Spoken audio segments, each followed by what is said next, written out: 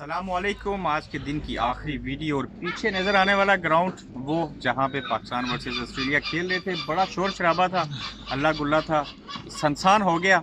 Australia ने बुरी तरह से पाकिस्तान को शिकस्त 2-4 किया। उसकी वजह कभी फील्डिंग बुरी, कभी बॉलिंग अच्छी हो गई, फिर बॉलिंग अच्छी हुई तो बैटिंग ख़राब हो गई। ऑस्ट्रेलिया के अगेंस्ट जीतने के 2 मौके आए। जब ओपनर हमारे साथ नहीं दिया उन्होंने, तो इमाम ने अच्छी इनिंग्स खेली। बॉलर होते हुए वहाब रियाज ने अच्छा स्कोर किया।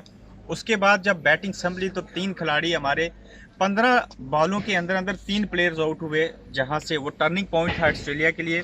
आखिरी 3 खिलाड़ी भी बुरी तरह से, सरफराज आप देख लें वो किस तरह से रन आउट हो गए। बैड डे था पाकिस्तान के लिए। परफॉर्मेंस को मैं अच्छा नहीं समझता, लेकिन वहाब रियाज, इमामुल हक और मोहम्मद आमिर को स्पेशली मैं क्रेडिट दूंगा कि उसने जम के बॉलिंग की। और उसकी स्विंग से जो वारन है, उन्होंने अभी प्रेस कॉन्फ्रेंस में कहा कि बला की बॉलिंग करता है आमिर। सरफराज ने प्रेस कॉन्फ्रेंस में क्या कहा वो मैं आपको बताता दूँ, जिस वजह से मैं आपसे महातब हूँ। सरफराज स्टिल कॉन्फिडेंट हैं। वो कहते हैं कि काश अगर 15 बॉलों के अंदर 3 प्लेयर्स आउट ना होते। हफीज़ का उन्होंने कहा लूज बॉल के ऊपर स्ट्रॉन्ग शॉट नहीं खेल सके।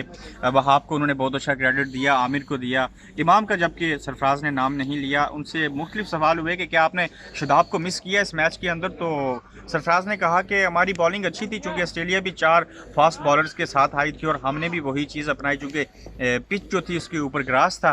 तो सरफराज की वजाहतें अपनी जगह। और उनसे जब अगले मैच के बारे में पूछा गया कि इंडिया के अगेंस्ट आपकी कैसी तैयारी है, तो उन्होंने कहा कि हमें इंडिया के अगेंस्ट इन गलतियों को ख़त्म करना है और लंबी इनिंग्स खेलने की कोशिश करनी है। बिलखसूस पार्टनरशिप हमको बढ़ानी पड़ेगी। अगर हमने इन गलतियों के ऊपर तवज्जो ना दी, बैटिंग करते हुए लंबी इनिंग्स ना खेली, या जो हमारे पास 3 से 4 दिन है मैच से कबल, अच्छी ट्रेनिंग करनी पड़ेगी, सारी चीज़ें देखनी होगी। जो कि पाकिस्तान के लिए अगर सेमीफाइनल में जाना है तो आज समझ लें क्वार्टर फाइनल था, लेकिन उसके बावजूद ये ऑप्शन मौजूद है कि वो इंडिया के अगेंस्ट मैच जीत कर सरप्राइज़ करें और अपने आप को साबित करें कि वो डिज़र्व करते हैं कि वो सेमीफाइनल खेलेंगे। अगर इंडिया से भी हार गए तो फिर हमारे लिए वो मकाम खड़ा होगा कि कभी हम दुआ करें वेस्ट इंडीज़ हार जाए, कभी हम दुआ करें न्यूजीलैंड को कोई और हरा दे।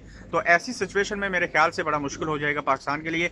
इंडिया के अगेंस्ट इससे कबल कभी भी पाकिस्तान वर्ल्ड कप में कोई मैच नहीं जीता, लेकिन अब की बार जीतना लाजिम व मलजूम हो चुका है अगर सेमीफाइनल में रहना है या वर्ल्ड कप का हिस्सा रहना है। देखते हैं पाकिस्तान इतवार वाले रोज़ क्या करता है। एक दिन पहले हम ग्राउंड में पहुंचेंगे, वहां पे स्टे करेंगे।